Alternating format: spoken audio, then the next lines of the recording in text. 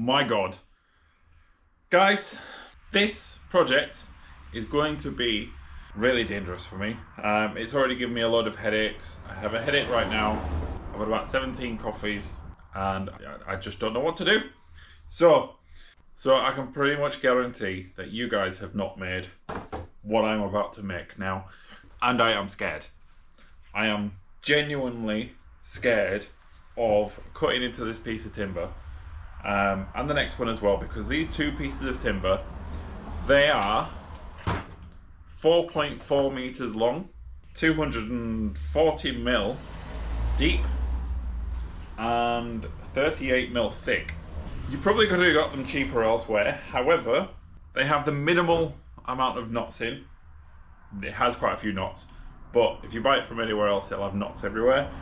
And it shouldn't have any splits. I paid £1,400 for 2 bits of timber, and I think it was 15 shorter lengths, which are about 800 mil wide. I'm potentially cutting those down, but just to let you know what I'm making, I am making a folding staircase. So I was contacted by a customer who, at the moment, she has a staircase which comes in front of the door, and she has to sort of duck down to get into the kitchen. And her kids have left, they've got their own place now, and they have no other way of getting up to the top floor of the house, so they have to have that staircase there. We cannot reposition the staircase anywhere else, and she doesn't want to take the staircase out and just have a set of ladders. So what we've opted for now is a folding staircase. Now the way that this is going to operate is that one stringer is going to be bolted to the wall. The second stringer is going to pivot and lift up out of the way so that they can walk in and out of the room. Now my biggest fear for this is cutting this wrong, because I only get one shot at it, and it could potentially be the most expensive mistake I am about to make. Now in a normal staircase, on your stringer, you will route in notches to seat your treads and your risers. Now, that's just not going to work, because that would mean the whole thing is fixed into place. So on this one, I'm going to build it more like a deck stringer, which means I'm going to have to completely cut out many notches, which means I'm going to cut out a lot of V-shapes, basically, to allow for the treads.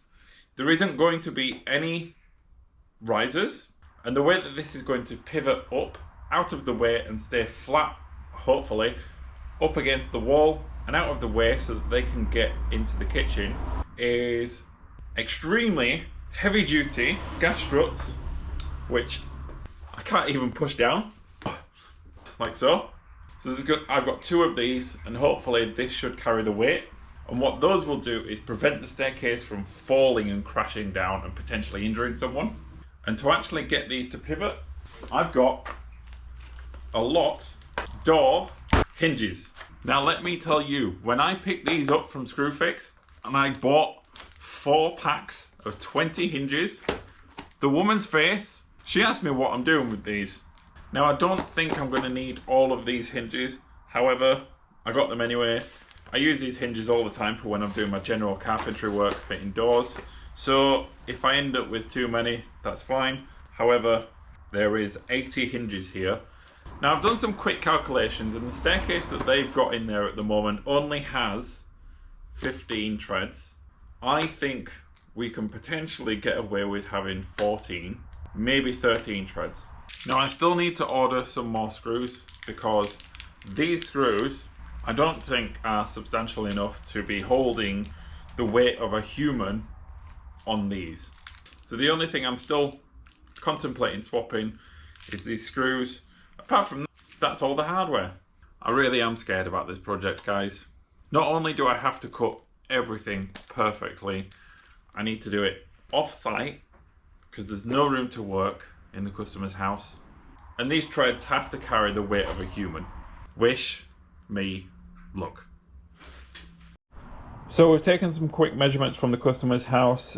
the length of the staircase from the front of the tread to the back wall is 2960. Now this bottom tread on this picture is half for some reason, so I'm just going to add a little bit more into that. Rather than 2960, we're going to go for 3 meters. There's a 990 wide opening. Now, I told the customer that if we go too wide, we're not going to be able to fold the staircase up against this wall. So the width is irrelevant at the moment, but I'm thinking we potentially go down to 750, which I know is against regs, but this whole staircase is against regs anyway, so it's irrelevant. And then the final measurement I've got is 2730, which is to the finished floor, and we need to make sure that this one is exact.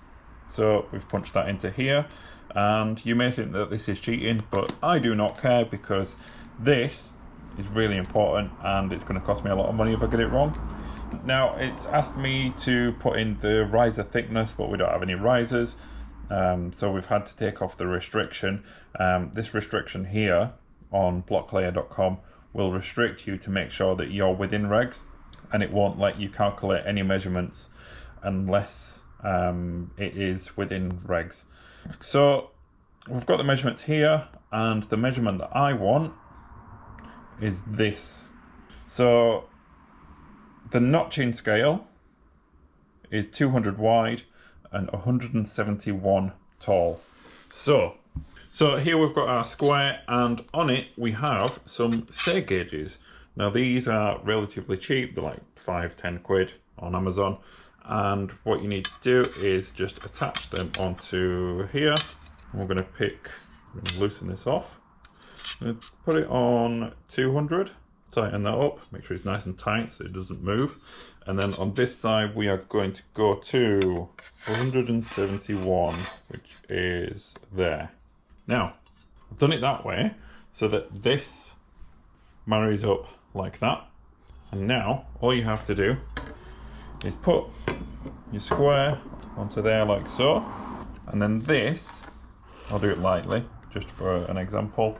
This section here is what you're going to need to take out. And to make sure that this measurement is correct, you take measure from here to here, and the measurement should be 263, and it's not.